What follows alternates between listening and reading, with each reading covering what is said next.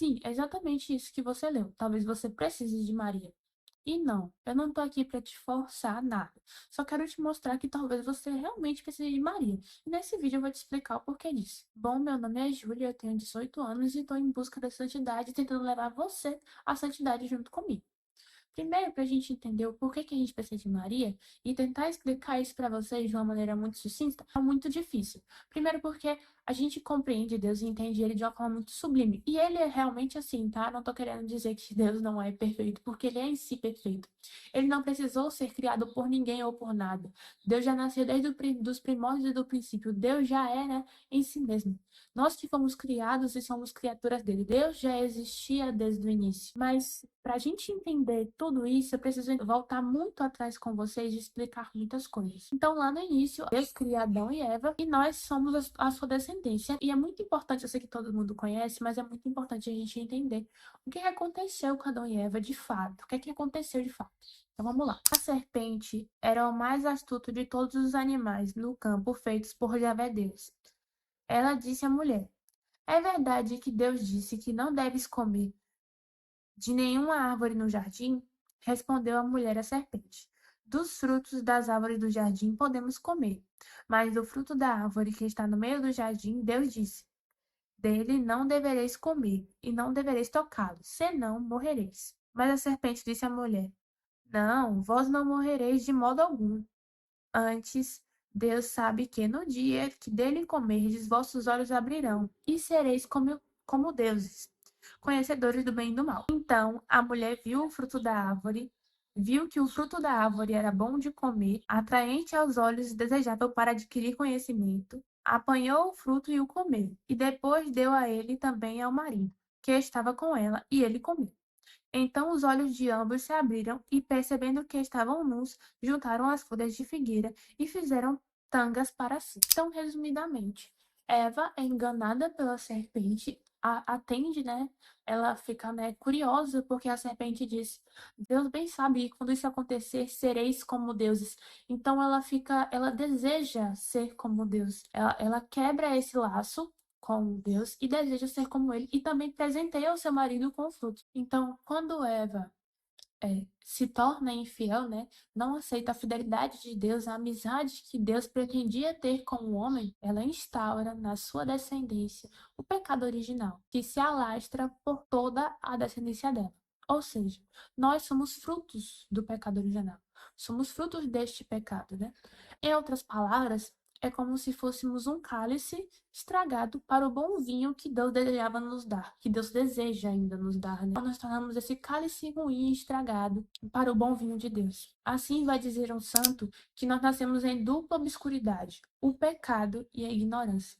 Nós já nascemos ignorando a presença do Deus que nos criou. A Igreja Católica diz e ensina que quando nós nascemos, somos servidores de Satanás, porque nascemos fruto desse pecado original. Por isso que é comum e muito feito, né? E deve ser feito assim aos católicos, o batismo logo na infância, nos primeiros 1 ou 2 anos de vida, porque assim saímos de escravos de Satanás para sermos servidores do Senhor. Quando nós nos batizamos na nossa infância, a grande maioria na infância, né? Outros mais velhos, nossos padrinhos dizem por nós: eu creio na Igreja Santa Católica, renuncio às ciladas do demônio.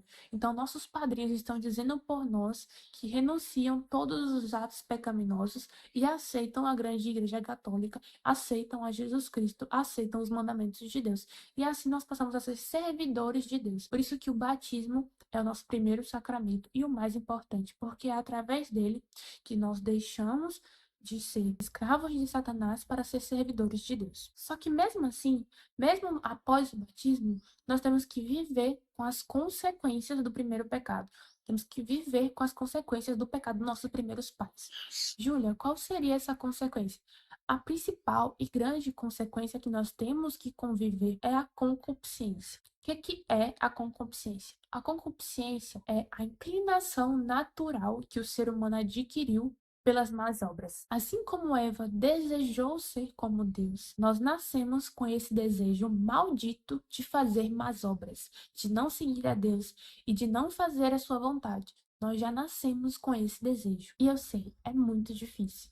Nós sabemos que é muito difícil ter que viver com essa vontade, mesmo que nós desejemos profundamente dentro do fundo da nossa alma, nós desejamos fazer a vontade do Pai, temos que conviver com essa vontade carnal que vem de nós, do nosso corpo, de fazer esses maus atos. E ainda temos o outro agravante, que é as formas como o demônio deseja nos destruir. Além de usar Eva e, a partir dela, deixar de consequência a concupiscência, assim só não basta. Assim só não é suficiente para obter almas. O demônio usa de formas que o demônio adquiriu para nos destruir. A possessão, a obsessão e a tentação. Aqui nesse vídeo eu vou me atentar mais à tentação, porque é a mais recorrente, a mais comum e a que mais leva almas a Satanás. É que Satanás usa-se dos seus artifícios para nos tentar e nos fazer pecar. Ele aspira em nós pensamentos, suscita sentimentos e coisas que nos levem a pecar contra o Pai e faz isso como se fosse nossa própria culpa. E é dessa forma, bem sutil, muito sutil, às vezes, porque às vezes a gente acha que é nossa culpa, mas é bom lembrar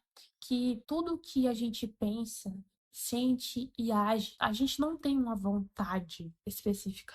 Ou a gente atende aos desejos de Satanás, ou a gente atende aos desejos de Deus. Quando tem essas suscitações de pecado, essas provocações, melhor dizendo, é Satanás se usando de artifícios que ele sabe que nós podemos cair para nos fazer desviar desse caminho. Por isso que a tentação é tão eficaz, porque ele nos faz pensar que é por nossa culpa, nos faz pensar que é por nossa fraqueza e nossa incapacidade. Assim, nos tornamos uma nação corrupta, nos tornamos uma sociedade corrompida, totalmente manchada pelo pecado, um mau vaso onde Deus não pode depositar suas boas obras. Então, mesmo que nós busquemos a confissão e assim permaneçamos fortemente no estado de graça, ainda assim, nossas atitudes mais sublimes a Deus ainda vão estar manchadas. Ainda vão estar manchadas pelo nosso amor próprio, nossos orgulhos, essas manchas que sarnadas em nós e nós não conseguimos tirar por nós mesmos. Então, são manchas que é importante falar disso. Deus não aceita próximo dele nenhuma pequena mancha do pecado. Ele é o ser puro e perfeito. Então, nós não temos a capacidade natural de nos aproximar dele. Mesmo no estado de graça, assim, estamos manchados. É claro que Deus se inclina para nos alcançar, mas mesmo que nós nos esforcemos muito e que Deus se incline, a diferença, a distância é infinitamente grande. Infinitamente grande. Então, assim, mesmo as nossas melhores obras, as coisas que a gente pode mais agradar a Deus, sempre estarão manchadas, porque nós somos a nação manchada. Então, o que é que Deus poderia fazer diante dessa situação, vendo que nós não podemos alcançá-lo, mesmo fazendo o nosso melhor? E é aí que vem Nossa Senhora, é aí que vem esta boa mãe, e eu vou te dizer o porquê que a gente precisa tanto dela. Tem um exemplo bíblico, e é importante trazer a Bíblia nesses quesitos, que explica e diz muito bem qual é o papel de Nossa Senhora. Vai estar lá em Gênesis, no capítulo 23, eu não vou ler porque é bem grande, mas conta a história de Esaú e de Jacó. Esaú, que era o filho mais velho de Isaac, e Jacó, que era o filho mais novo, e tinha a esposa de Isaac, que era Rebeca. Esaú era um filho que vivia na diversão, nas coisas do mundo, mas assim era o mais velho. E Jacó era aquele que ficava em casa e atendia aos pedidos de sua mãe Rebeca. Um dia, quando Isaac estava próximo de morrer, bem próximo do fim da vida, ele iria transferir a bênção para o seu filho mais velho. E assim disse a Esaú: Esaú, prepara um banquete para mim, prepara uma comida para mim, e assim que eu terminar de comer, te darei a minha bênção. E assim Esaú saiu para preparar. Só que Rebeca era sempre muito esperta e sempre estava próximo de seu marido Isaac. E assim ela disse a Jacó: Jacó, vá e busque 2 cabritos e traga para mim, que eu o prepararei ao gosto de teu pai, e tu levarás a ele.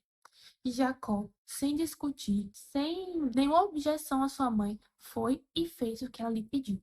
Então, Rebeca assim preparou os 2 cabritos, do jeito que ela sabia que o marido dela gostava, e entregou a Jacó para que Jacó pudesse levar a seu pai Isaac. Como Isaac já estava perto da velhice e ele já não enxergava muito bem, ele não sabia mais diferenciar quem era Jacó e quem era Esaú. Então, quando Jacó foi levar a comida, estava do jeito exato que ele gostava, estava muito bom. E assim, sem poder ver qual dos dois era o filho, ele assim abençoou Jacó. e o deu a bênção. E aí, quando Esaú descobriu o que tinha acontecido, ele ficou muito bravo, porque ele era o primogênito, ele era o mais velho e assim ele merecia a bênção. Mas o pai dele, em vez de se enfurecer com Jacó, enxergou ali a ação de Deus. E entendeu que quem realmente merecia a bênção era Jacó e não Esaú. Nessa história, se você prestou muita atenção, ou se você quiser pausar o vídeo para ler realmente Gênesis 27, você vai ver claramente a ação de Maria e como ela trabalha. Rebeca, nesse momento, ela engana o seu marido, mas não é isso que Maria faz. A gente tá aqui tá usando Rebeca como uma comparação para dizer que Maria está sempre à espreita de Deus, sempre ouvindo o que ele quer e deseja, sempre escutando os seus planos, porque eles estão unidos perfeitamente. Ela está ali presente nos planos de Deus. Então, quando o seu filho precisa de uma graça, de uma bênção, ela vai e diz ao seu filho: Filho, traga-me uma maçã, por exemplo, traga-me uma carne. Assim, ela prepara essa carne, prepara essa maçã e entrega de volta ao filho para que ele possa apresentar a Jesus. Assim como Rebeca prepara ao agrado de Isaac, Maria prepara ao agrado de Deus. Então, quando nossas obras e nossas atitudes não conseguem alcançar o Pai porque tem valor mínimo diante dele por conta das nossas manchas, nós as entregamos a Maria. E assim ela prepara, purifica as nossas obras para que elas de algo valham a Deus, tenham algum valor a Deus. E quão é mais lindo, quão é mais sublime quando Deus recebe dela. Nós a ela entregamos o nosso terço diário, nós a ela entregamos uma pequena oração, nós a ela entregamos um ato de caridade. E esses atos estão manchados porque somos uma nação manchada. Mas isso não a impede de pegar o pouco que nós temos e tornar muito aos olhos de Deus. Ela pediu a Jacó somente 2 cabritos. E ela fez desses 2 cabritos um grande banquete aos olhos de Isaac. Assim, Maria faz com nossas obras. Ela pega o nosso pouco, que é tudo que temos, e transforma num grande banquete aos olhos do Senhor. Por isso que nós precisamos tanto de Maria, por isso que nós precisamos tanto dela, porque ela faz o nosso pequeno grande aos olhos do Senhor. Em outra forma de falar, Maria é como se fosse o segmento de reta que une perfeitamente o homem a Deus. Ela é essa linha tênue, essa ponte perfeita que é capaz de nos unir a Deus. Ela é esse caminho bem traçado, perfeito, sem desvios que nos leva ao Pai, completando meu raciocínio e deixando ele um pouco mais refinado para que você se convença de que Maria é esse caminho. Deus tinha várias outras formas de vir ao mundo. Porque ele é Deus. Ele tinha várias outras formas. Ele podia simplesmente abrir o céu, descer como homem grande e perfeito, estalar os dedos e assim deixar tudo consumado, como ele deixou na cruz. Mas ele escolheu e decidiu o caminho que daria mais glória a seu Pai. O caminho que assim ele conseguiria suprir em sua vida a ira que o Pai tinha com a humanidade. Quando Deus vem ao mundo, o Pai, seu Pai, tem uma ira enorme com os homens que não o obedecem, que não o escolhem diariamente. Ele tem uma ira inconsolável. E assim, ele pede ao Pai, como num diálogo: Pai, permita que eu venha ao mundo para suprir com a minha vida a falta que os homens fazem a ti. E assim, ele não escolheu a forma mais simples, mas ele escolheu aquela que mais agradaria a Deus. E quero te dizer que esse caminho, que esta forma foi Maria. Jesus viveu na Terra por 33 anos, mais ou menos, entende-se assim a Igreja Católica. Desses 33 anos, 30 desses 33 anos, ele viveu submisso a Nossa Senhora. Primeiro que nós temos o mistério, o maior dos mistérios, que é o mistério da encarnação. Jesus se encarnou e se fez gerar no ventre de Maria. Ele se permitiu ser gerado por ela. Então não há outra forma de nós entendermos Maria como este ser perfeito que gerou Deus. gerou o próprio Deus.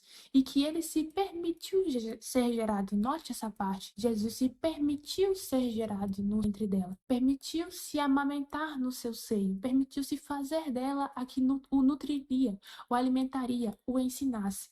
Então, que glória grande tem esta boa mãe, que Deus concedeu de criar seu próprio filho. Então, Jesus, além de da encarnação, Jesus passa 30 dos seus 33 anos submissa aos cuidados dela. Quando acontece nas bodas de Canaã um milagre, é ela que pede, é ela que intercede, é ela que diz: meu filho, eles não têm vinho.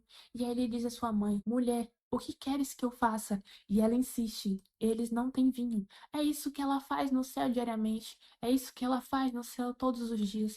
Quando vê nossa situação na terra, quando vê o que nós passamos, ela repete esta mesma frase: meu filho, eles não têm mais o vinho acabou. Mesmo que Jesus assim não queira fazer, com a insistência dela, os pedidos dela, ele não se recusa a aceitar. E no fim, na crucifixão, fim da sua vida, termina a sua passagem no colo de sua mãe. Quando Jesus é descido da cruz, ele é posto no colo dela. E ela assim, finda, Jesus finda a sua vida, do início até o fim, numa linha perfeita ao lado de nosso Senhor. No momento nenhum desrespeitou sua mãe ou deixou de seguir seus conselhos. Vai dizer São Luís de Montfort, no Tratado da Verdadeira Devoção à Santíssima Virgem, que Deus poderia ter vindo ao mundo e curado toda a humanidade. Que Deus poderia ter vindo ao mundo e fazer milhões e milhões de milagres.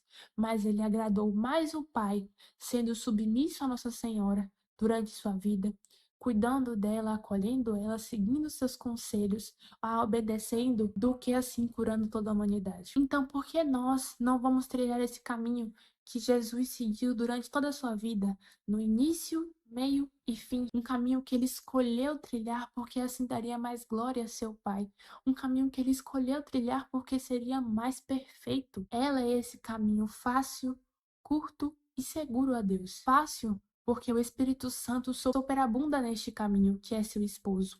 Aonde Maria está, o Espírito Santo caminha sem cessar. Então é esse caminho fácil porque o Espírito Santo está sempre ali apoiando aquele fiel que segue pelo caminho dela. É um caminho curto porque não há nenhuma outra criatura que esteja mais unida a Jesus Cristo do que ela que o gerou e a que ele escolheu ser gerado. E seguro, porque é próprio da Santíssima Virgem nos conduzir a Deus. Esse é o trabalho dela, essa é a grande missão dela. Quando Jesus está ao fim da sua vida, pendurado na cruz, ele diz a João: eis aí a tua mãe, e diz a João: eis aí o teu filho. Então ele nos entrega a Nossa Senhora, faz da missão dela nos conduzir, faz da missão dela nos levar a Ele. Então ele é este caminho fácil, curto e seguro a Deus. Não há mais justificativa. Não há mais outra forma que eu te explique para te dizer que ela é este caminho mais perfeito e sublime. Então, se você hoje se sente perdido, se você hoje assiste esse meu vídeo e se sente um pouco perdido, se sente que Deus não te escuta e não te ouve, talvez você precise de Maria. Talvez você precise desta Santa Mãe que pode curar a distância entre Deus e você, que pode curar a distância da humanidade e da divindade. Ela é esta ponte mais perfeita.